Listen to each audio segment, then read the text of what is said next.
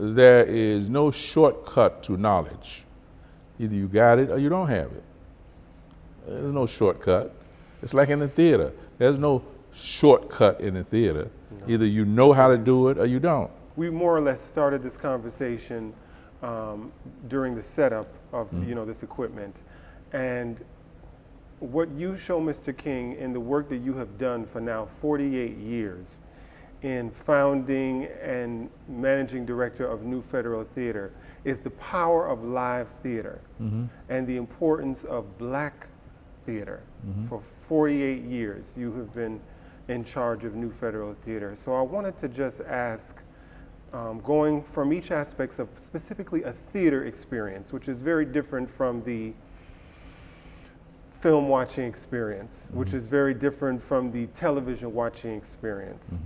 To ask you, what are those aspects that you see? Because apparently what you see is influential. Apparently what you see has merit.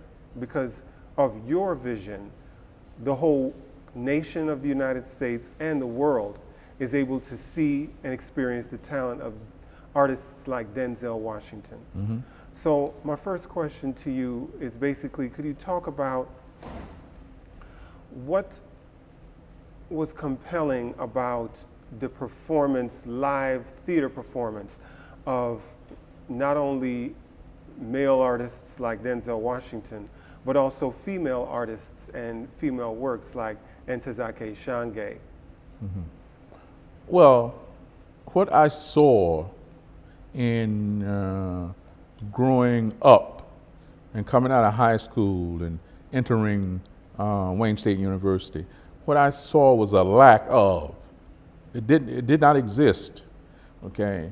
Then at some point, maybe 57 or 58, I'm searching, I'm looking, I'm trying to find images of myself, and I found them in Sidney Poitier in a film called The Defiant Ones.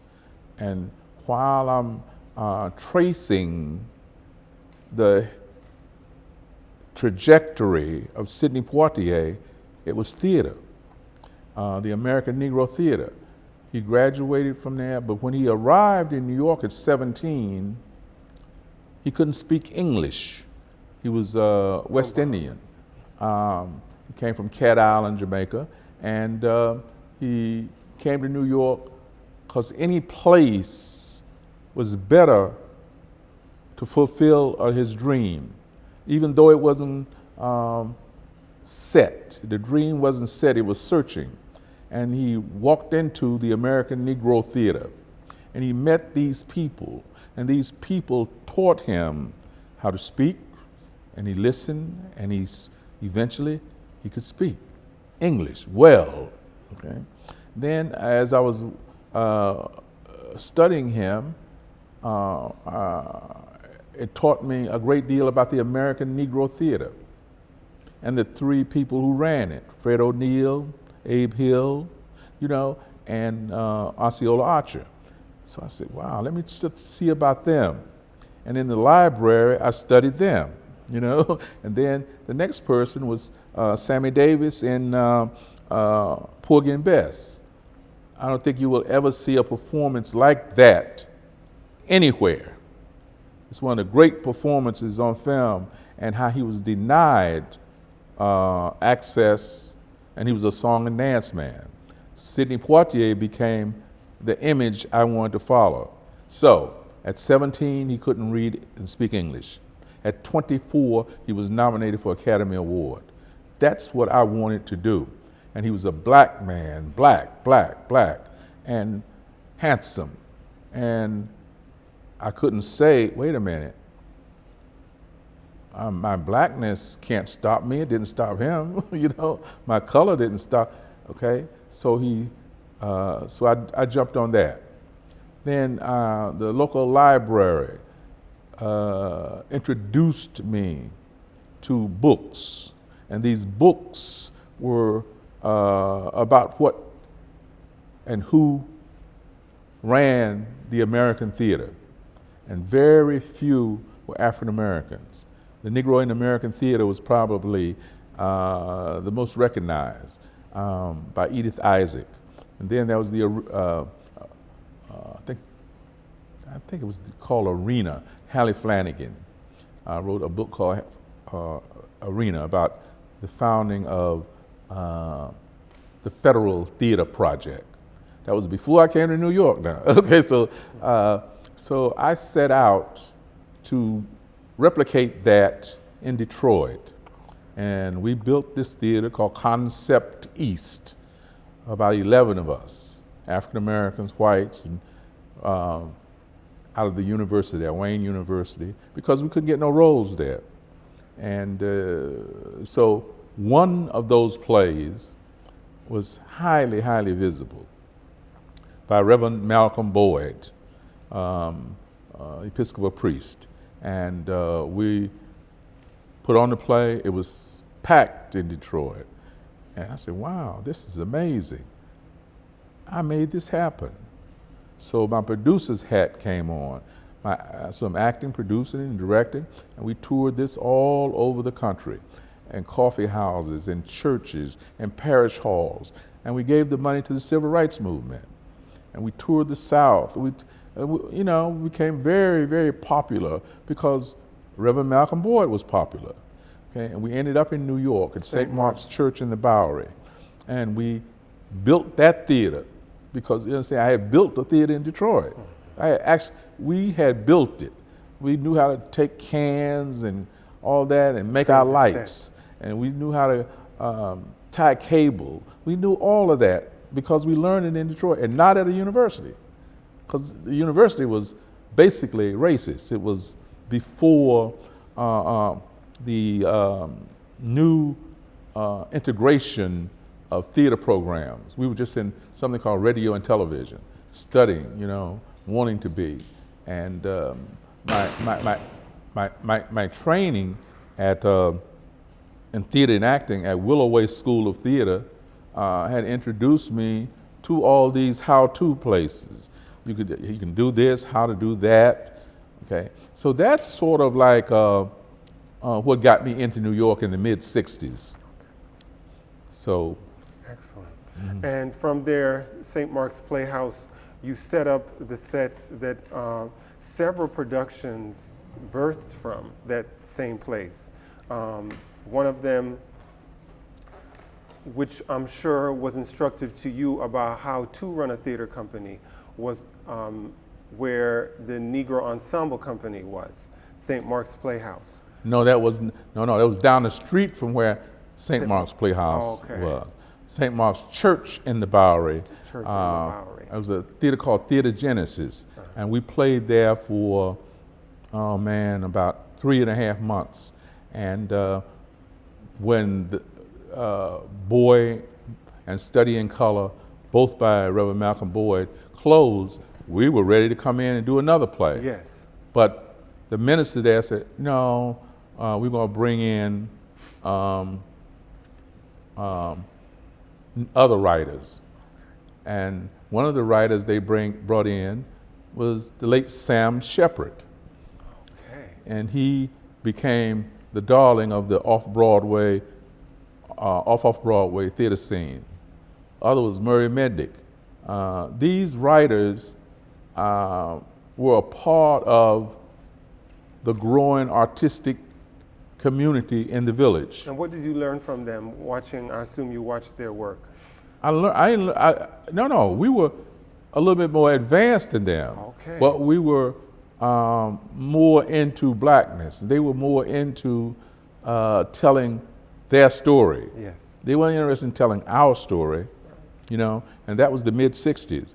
And at that time, Amiri Baraka, then known as Leroy Jones, were had a play on called Dutchman. Yes. Unbelievably popular. And we hooked into him, and he hooked into us, and we all liked each other, you know. Yes. And I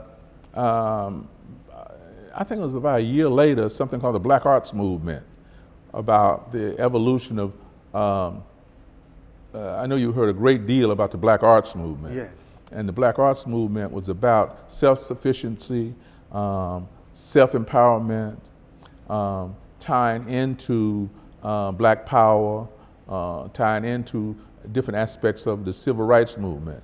So our work had to be relevant, had to be unique and different. Okay, so I'm here in New York, and I'm hanging with artists I respected, I knew. You know, if you read anything before you got here, you know, you knew you could go down the street and see plays by Edward Albee, Frank Gaglione, other. Eugene O'Neill. No. This, Eugene O'Neill. This was way after he had died, way in the late 40s. Oh, okay. But these were the new writers. Ellen Stewart was producing. So founded La Mama. Yeah. That was what was going on at that time. And so what began to happen is the unrest in communities across America. This unrest manifested itself in the form of riots and revolution. In Watts, it was a revolution. In New York, it was a riot. In Detroit, a riot. It's all in the 60s now. In Newark, it was a riot. These riots, decimated our cities. The assassination of Kennedy, assassination of, in 63, of John Kennedy, 68, Robert Kennedy, 68, Dr. King. And, you know, it was just, it was like unbelievably sad what was going on in America. And we were trying to create art. We just couldn't create art and not have it for some reason. You just can't talk and don't talk about nothing. Right. You know? Your work was definitely doing that. I was interested in the first piece that I believe the PBS American Playhouse produced, which was J.E. Franklin's, correct me if I'm wrong, Black Girl. No, that was Minnie Gentry. Yeah, that was produced by me in 72, 73, off Broadway. Ozzie Davis made a movie out of it for ABC television. The movie was just great.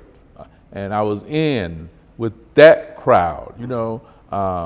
But J.E. Franklin is certainly a major American playwright. That play sort of like manifested itself and proved that to the world, that wow, this guy, he's staying with his mission. We had started New Federal in 1970, and all it was about was integrating minorities and women into the mainstream of American theater. Wow, is it that many minorities and women who are not working? That's what white people would say. Yes. And we proved that, you know. So if we are talking about black theater, okay, I produced a black quartet at Chelsea Theater Center. I produced, that was plays, one act plays by Bullins, Baraka, Ron Milner, Ben Caldwell. The next year, because I was traveling so much, I brought in Gil Moses. We produced Slave Ship, which is phenomenal. It went all over the world, directed by Gilbert Moses. Written by Mary Baraka? Written by Mary Baraka.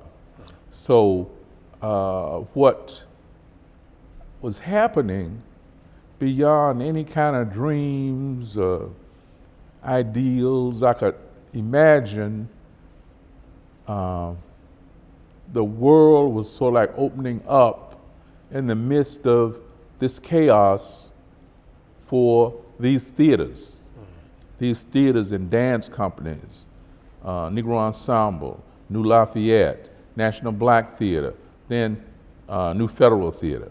You have a documentary that features all of them called Black Theater. Yes. That came out in 1978, which I had the opportunity to see, and all those people that you mentioned are in that. Yes. You also have, I said to you during the setup, footage, video of Joseph Papp, who I never saw before, who co-produced You mentioned production credits with you. The incredible influential play for colored girls who have considered suicide when the rainbow is enough. Yes. Can you talk about that co-production? Okay. Well, in one of the things about co-producing and producing and dealing with white artists, white producers, white entrepreneurs is knowing their history. If you don't know one's history, they aren't going to produce anything with you. Joseph Papp came out of the Los Angeles Actors Theater, which is filled with the radical left. And the radical left was a short jump from communism. And they were sort of like looked down on, if you will. But they worked with African Americans. And a lot of African Americans did not want to work with nationalists. And I was a nationalist, Baraka was a nationalist, Ed Bullins was a nationalist. We were all nationalists, you know? And but he was also a musician. And so the conversations that we would have would center around his music. Because you talk a lot about Charlie Parker in your own yes, yes. And his influence. And we co-produced first a play out of the Frank Severo workshop called Mondongo. Then we co-produced The Taking of Miss Janey by Ed Bullins. And we co-produced for Colored Girls, a phenomenal success. A 9-year success. And at the same time, in the same year, we produced What the Wine Cellars Buy by Ron Milner, where if you produce a certain kind of writing, it will relate to African Americans in the inner cities. And what we sort of like found, there's no difference in the inner city of Harlem, of Cleveland, Black Bottom in Detroit, South Side Chicago, if it is all relatable, if the play is true. So we could go in these cities and run 2 or 3 months. Now also what we learned is, since it had never been done before, there were this belief from theater owners that, the theater goers are not going to the theater in the summertime. They're going on vacation. They're going to the islands. They're going to Florida. So I could rent a theater for $10,000 a week back in those days, okay? And so What the Wine Cellars Buy took advantage of that.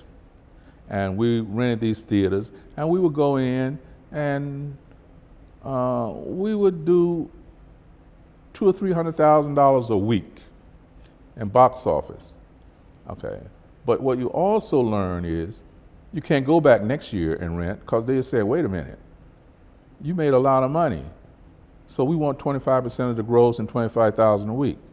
So that just cut that out, okay? And I'll tell you about how Tyler Perry took advantage of that. You know, there is no shortcut to knowledge. Either you got it or you don't have it. There's no shortcut.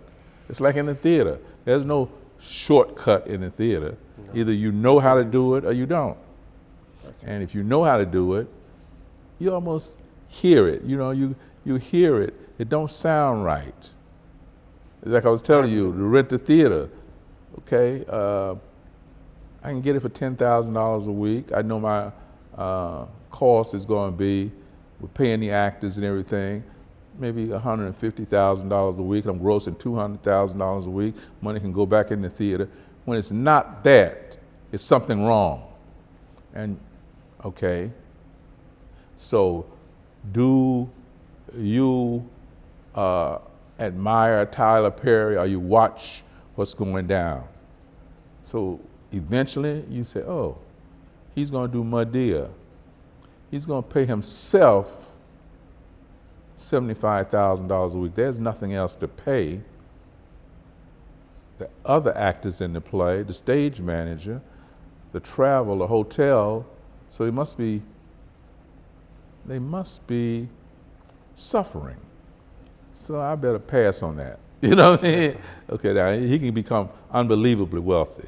He gets hip, and he said, wait a minute, I can rent a church, and it can gross $600,000. I can pay everybody a little bit more. Still pay myself 75, but now I got another 100 to pay everybody else. And his wealth and moral values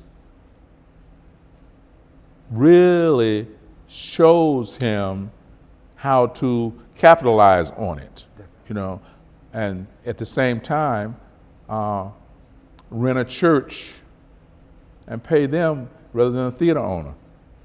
You know what I'm saying? Definitely, just It's renting like, the church. yeah, you know, and then he does the same thing in the movies. He can do My Dear, he can, oh, now I can get an actor, I pay myself whatever, $1 million, $2 million. I can pay Janet Jackson $300,000 or $400,000. I can pay, you know, Lamar Rucker more, and I got a big budget. Now I'm up in the millions. So he sort of like capitalized on what we could not, because the times were changing. So that's what I always say about how it evolves, you know. The storyline that you talked about just now with the storyline of Rico, and saying at the end, the reason the audience loves him at the end is because he makes a decision not to be a pimp. Yes. That's how I felt watching a New Federal Theater production of Leslie Lee's play, Sundown Names and Night Gone Things, which I mentioned to you in 2008.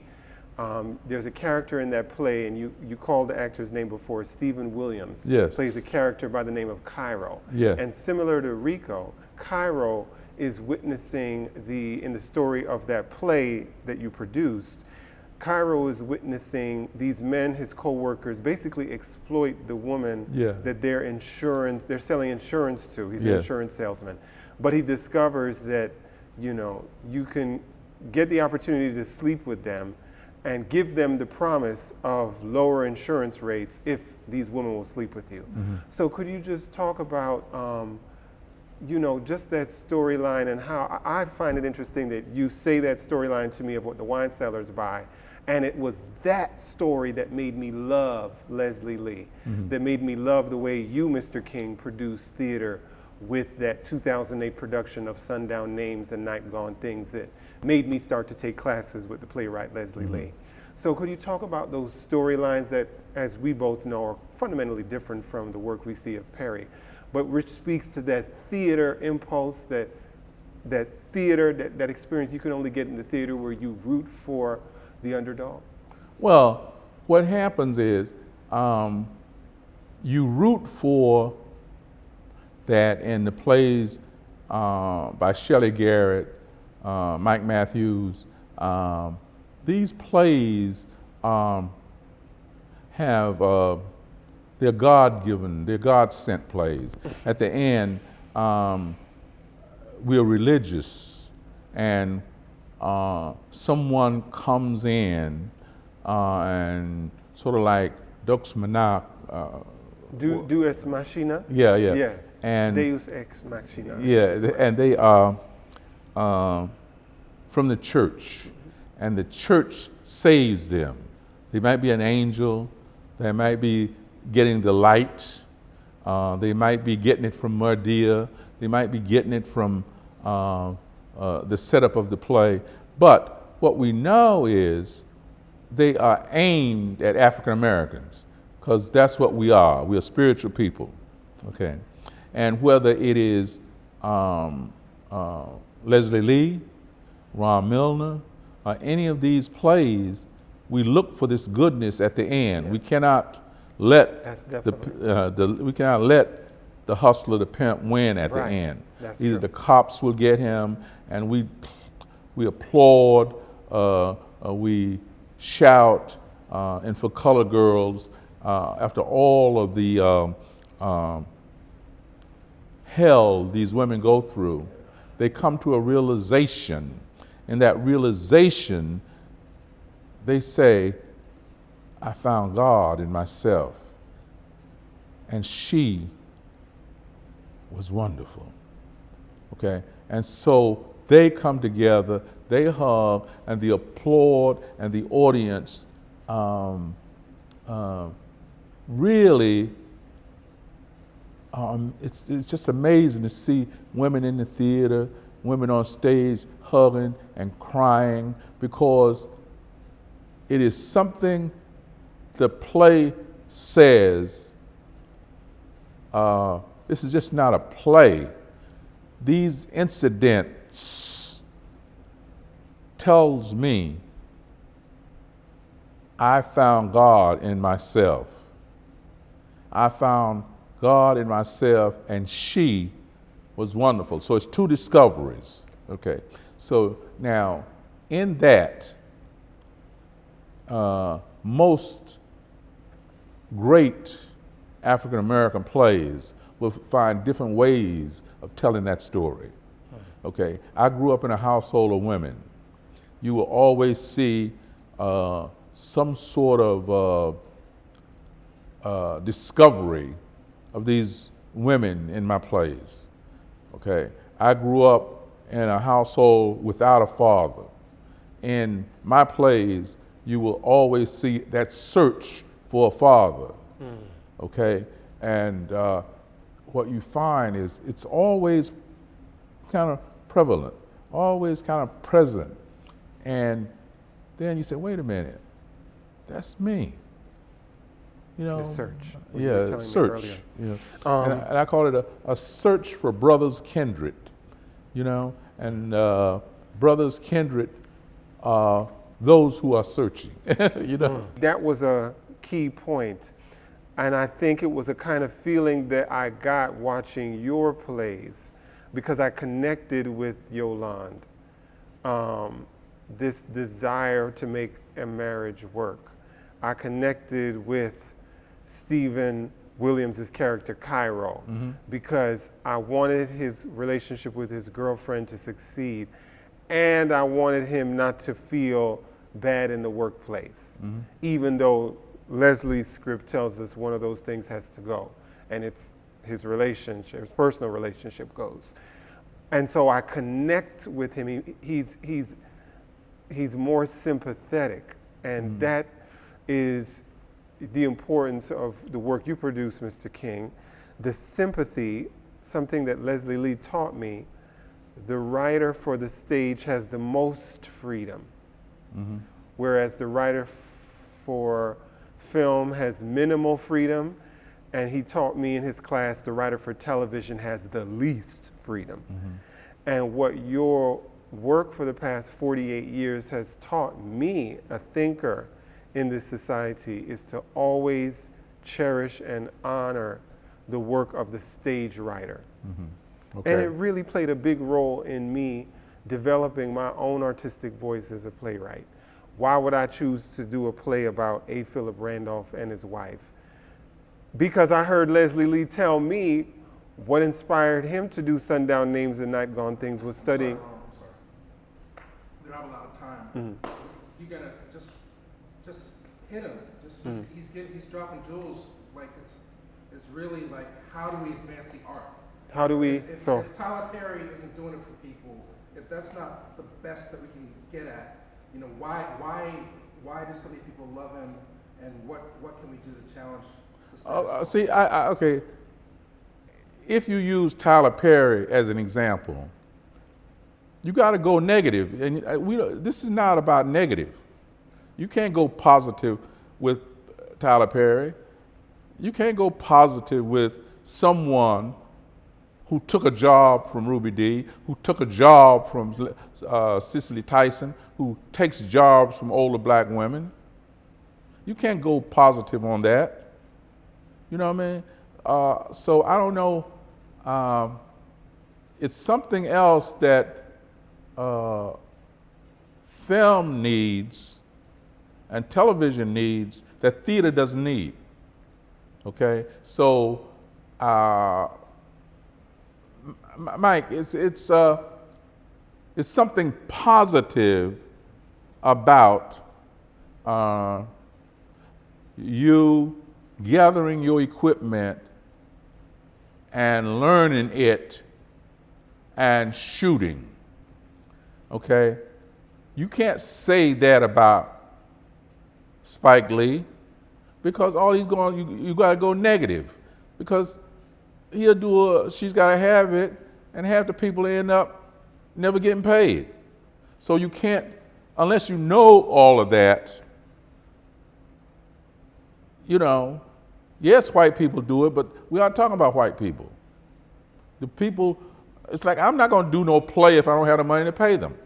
Period. Period. And that's why I admire you, because the fact that you're able to amass this for 48 years and develop a reputation of paying people is no small feat. Right, right. So I want to know, it's something that we believe, and we believe is true, but it has no basis in reality. You know? Okay, so if you see Leslie Lee's Sundown Names and Night Going Things, okay, if you see a Freight, or if you see plays at New Federal, and you're talking to someone who you know has never seen a play at New Federal, they're just, okay, they'll say, oh, wow, Ron, you got a great reputation, but I'm just sorry I've never seen anything you've done. Okay, so that's that conversation is like, this has happened. A white person comes in and sees a play you've done, and they say, oh my God, you should be on Broadway. Oh my God, wow, this should be a movie. Then you know they are dealing with the reality. They're dealing with, if this was a white situation, Definitely. that's what would happen. Definitely. My father told me that a long time ago. Okay, Yeah. so I don't know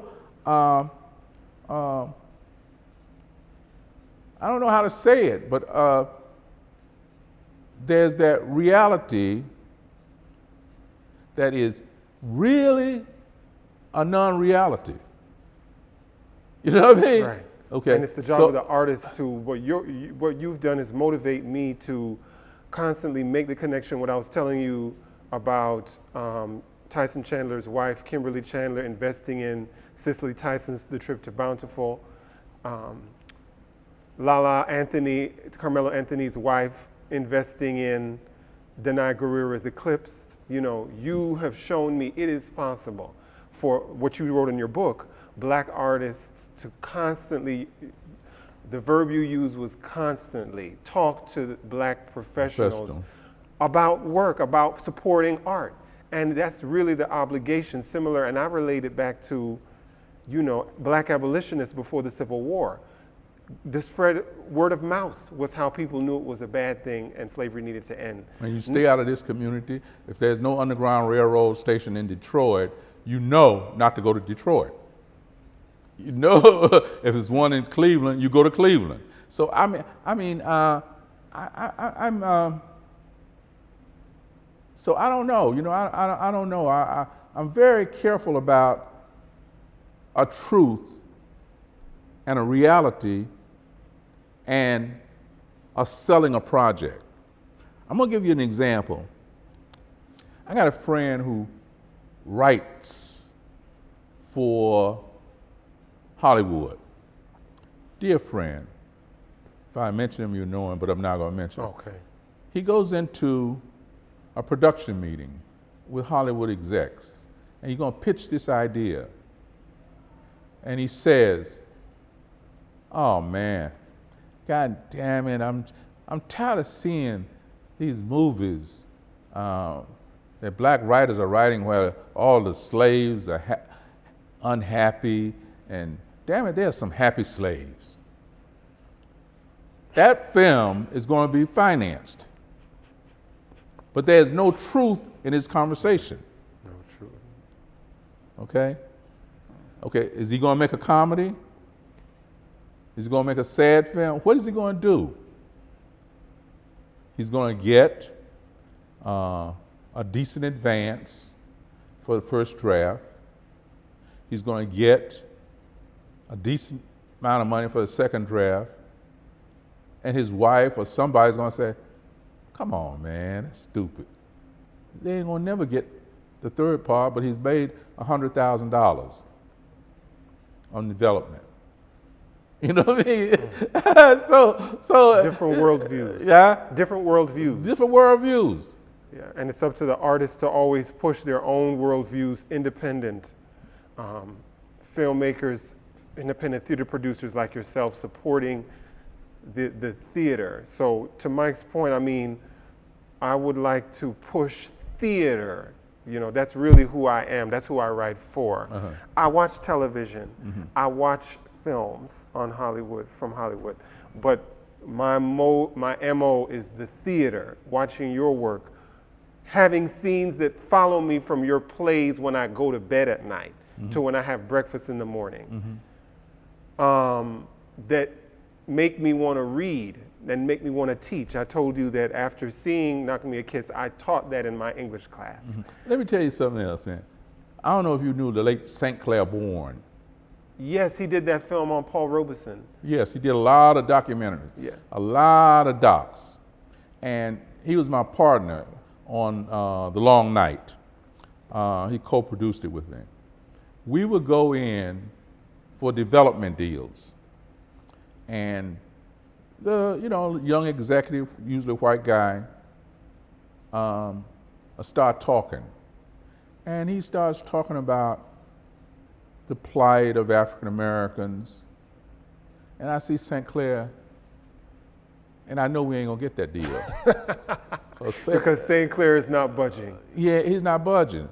And basically he'll say, listen, you don't know what you're talking about. As a matter of fact, you're full of shit. And he said that to a couple of people in Hollywood. And that's the end of that project. He said, man, fuck it, this is stupid. Haile Garima, who you mentioned in your book, Yeah. goes by that.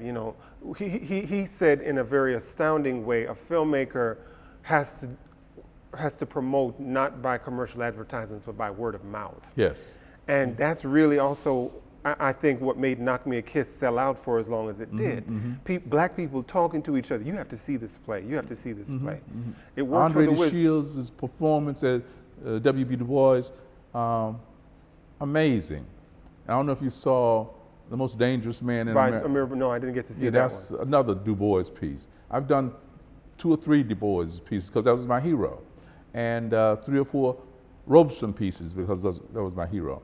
But the journey from the 20s to the present is constant discovery of art. Okay, you cannot go through the 20th century without dealing with Burt Williams and George Walker. Who's mentioned in Freight Yeah. by the main character. And I produced Williams and Walker. So you can't go through the Harlem Renaissance period without dealing with Du Bois and his wife, and I produced that. You cannot go through the 30s and 40s without dealing with the American Negro Theater, and I produced Anna Lucasta. You cannot go through the 50s without dealing with writers like Lou Peterson, Take a Giant Step. You cannot, and Lorraine Hansberry's A Raisin in the Sun, and I've produced that. So, in that production that New Federal did, correct me if I'm wrong, one of my big actress mentors, Starletta Dupois, and Glenn Ruth. Turman. And Glenn Turman. I mean, Ernie major McClintock directed. Yeah, huh? Ernie McClintock Yes, directed. Ernie McClintock directed.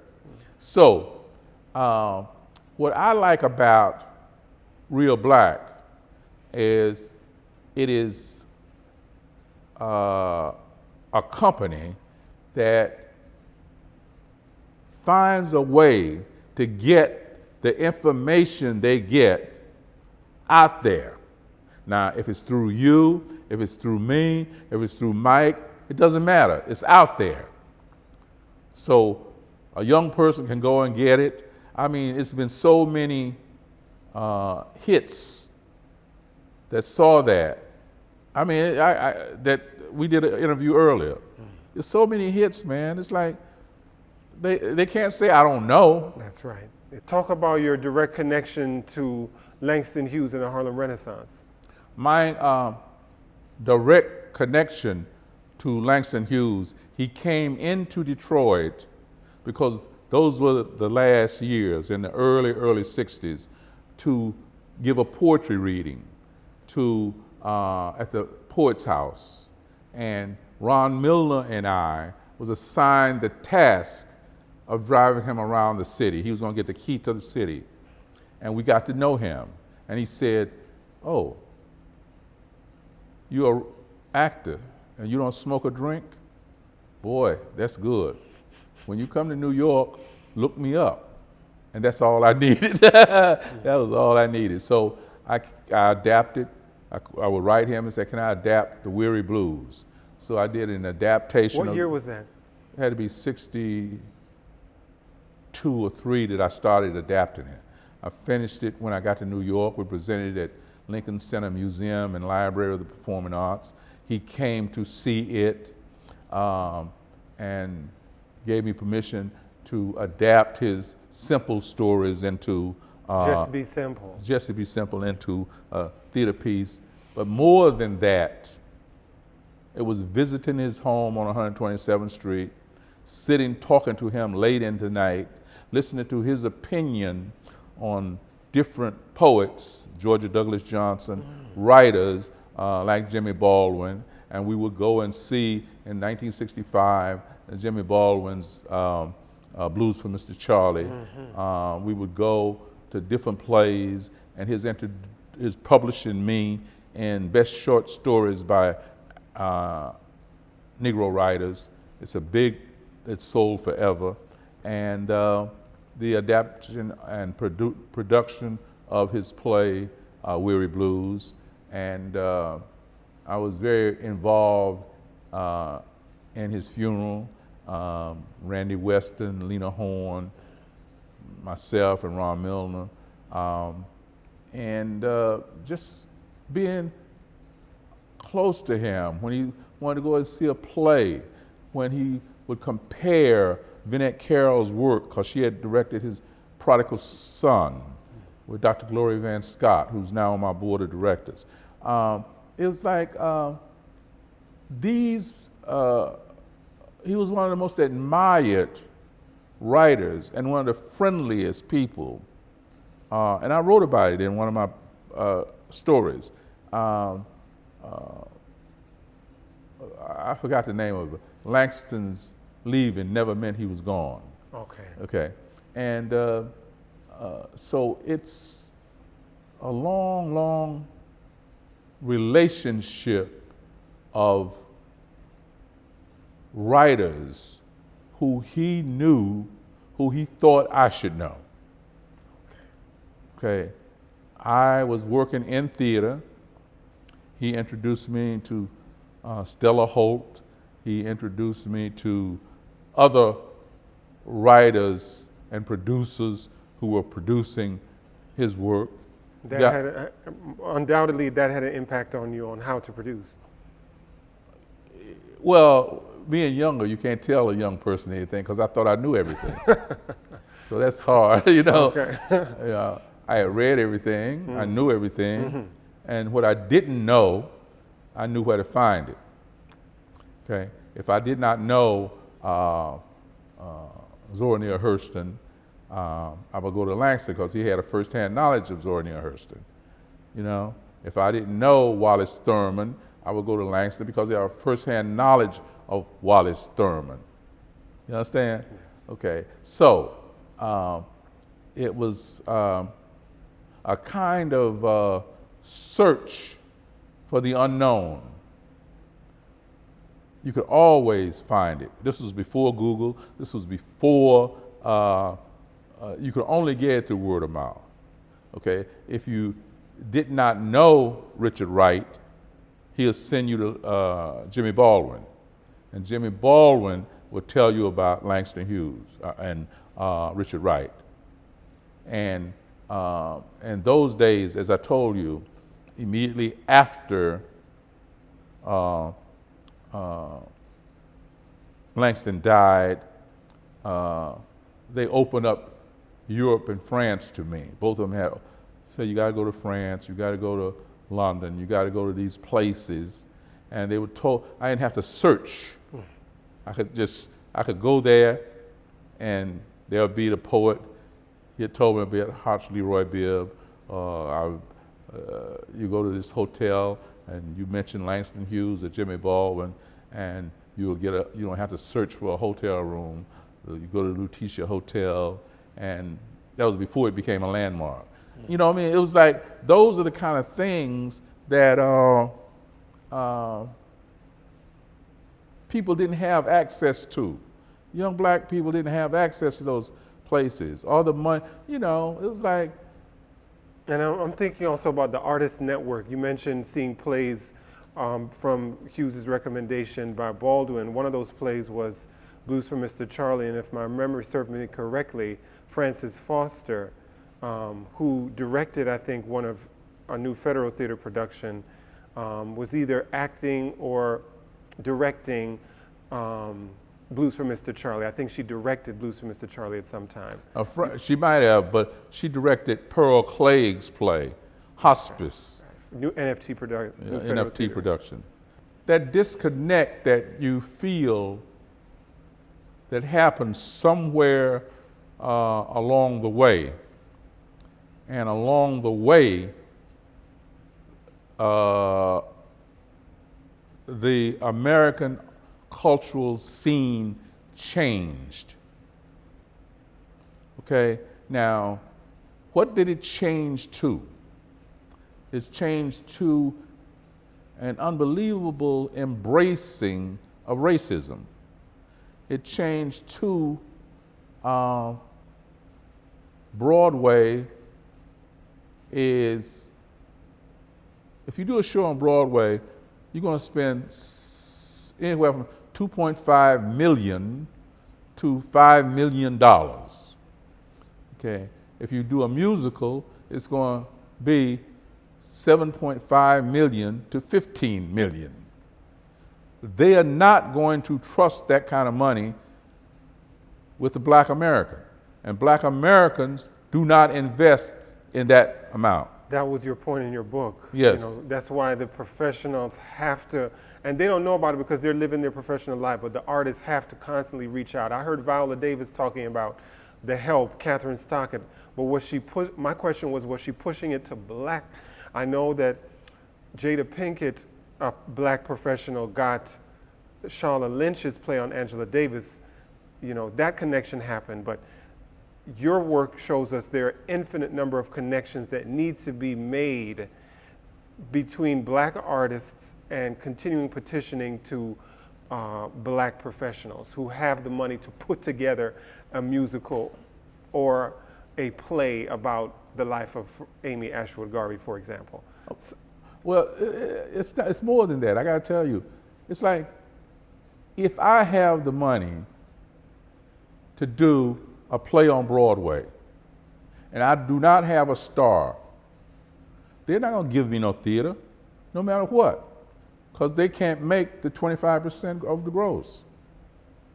Okay? If I got 2.5 or 2.7 million, if I got a cast of unknowns, if I got this play, Freight, they're not going to give me no theater. The theater's not going to become available to me. You say, why is that? Why is that disconnect? Why is that there? It's there because of a racial divide. Okay? Okay, so I've got the money. It don't mean I'm gonna get a theater.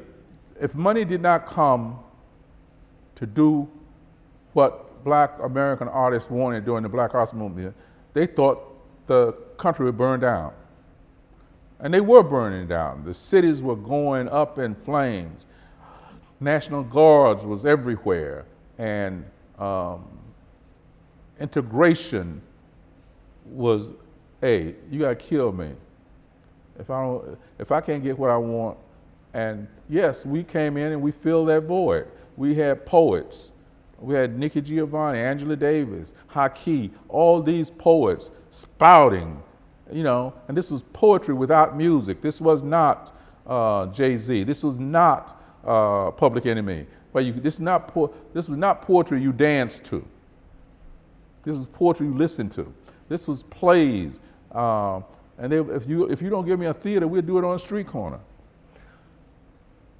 So I don't know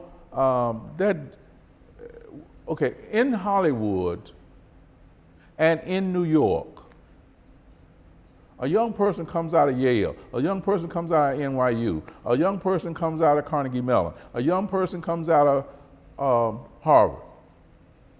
They're not going to be talking about racism. They're not going to be talking about that divide. That happened back then. I'm going to overcome that, okay? But hey, I know I got to pay off the student loan, so I may have to. That's why I'm not going to say anything. I'm just going to take my lumps, pay off my loan. But by the time they pay off their loan, they're so deep into it. It's another piece of shit, another piece of shit. All this stuff is coming out, okay? And you can't knock them. They don't want to be. They don't want to deal with that room at the top. They just want to get in there and work in there. We never wanted to be there. We always knew there's room at the top. There's no room in the middle. There's no room at the bottom. You know, it's either I'm the best and I'm the better than everybody out here. I got more knowledge than everybody out here. I've read more books. There was a time where, wow, man, I was getting these newspapers, Woody was getting these newspapers sent in. I was reading the London Times. I was reading the LA Times. Every morning. So you couldn't go in a room with 6 white people and not know everything. You had to know everything until they said, wait a minute, we can't bring him in here because he knows everything and he can prove it. We can't talk shit to him, you know? If you can see it and don't have the training to do it, I just don't know. You cannot come off the football field and become a major star. You cannot come off the basketball court and become a major star. You gotta have it inside you. You gotta have a work ethic. You gotta have a belief. You guys gotta know, most people don't even read the newspaper. So they don't know. If they can't get it online or from TV news, they don't know it. They want to know it, but take a sick person who can't read anymore. You go by their house, they don't read. They'll tell you what their story is before they got sick. Their story is before all this happened. You sit and you watch people talk on television. They don't know what they're talking about. And people say, yeah, all right, amen. That's not true. If you don't know it, early on I asked Mike, whoa, man, you got all this equipment. How long did it take? About 15 years. That's how long? That's a long time. That's a MFA. Yep. That's 2 PhDs. That's right. Okay, from doing it. Daily. Yeah. Okay, it's not from a professor in a white university. Let me tell you about AFI. Okay, I know you don't want to hear this, but I'll tell you about it. Okay. I want to hear it. Okay. In 19 65, I was 24, 25 years old. I get this job at Mobilization for Youth on the Lower East Side. Cliff Fraser's working with me. It's the beginning of a whole kind of new art, the poverty program. We get money for the theater, singing, dancing, and film making, okay? Sidney Poitier calls me. He's on the panel of this new company that's starting up, he and Gregory Peck. It's called the American Film Institute. And they are not going to take a lot of African Americans in that. So they start a film program. They want me to head it, okay? And it would start with Harry Belafonte and Third World Films in New York. But the pay was about 1/3 of what I was making running the poverty program. And I recommended Cliff Fraser and somebody else. But anyway, that's, wait a minute. They gotta be doing this for another reason. We were having kids make their own films. Have 12th and Oxford Street in Philly, Watts Project in LA, and they're gonna give me money to do films on the Lower East Side. So I had 3 films came out of that. And they just blew up the market because we had an outlet, like it is, that was on television, Gil Noble. ABC. ABC Gil Noble. And we did You Dig It, we did Ghetto, we did Where We Live, and these young filmmakers was popular, man. They were popular, they were everywhere. And that's why you think nobody's watching, but they're watching. And the next step, wow, man, if they don't have a BA, a BFA, they can't get in the American Film Institute, you know, because it's an MFA program, okay? So all that ties in to me. And right after that, not too long after that, Bill Duke becomes a member. He studies there. Nima Barnett studies there. Who else? It was 3 or 4 other people. He was an editor, he died. Robertson? Yeah. Hugh Robertson. You know, but what it was, it's like everything is connected. But you gotta have the knowledge to know it's connected. Okay? And it was so, the woman who ran it was Jean Furstenberg. So they started giving money, like $10,000. They gave me $10,000 to do Black Theater in America, towards doing it. You saw that, right? Yes. Yeah, okay. So AFI grant. Okay. But anyway, I just want to let you know there was a connection between these ghetto filmmakers, Ben Caldwell in LA, and these Charles Burnett back then made Killer of Sheep. Everything was connected. We were not disconnected, you know? And it was just interesting. It was an interesting period because the American Film Institute was not going to be usurped by these young black folks who had this eagerness. Yeah. You know, I don't know what Mike went through, but it was like Jean Furstenberg, you had to go through her. That's when she was actually in charge. I want to finish by saying the promise of your work, Mr. King, is producing people like Chadwick Boseman's and the Denzel Washingtons who show what you just said. There is room at the top. Yes.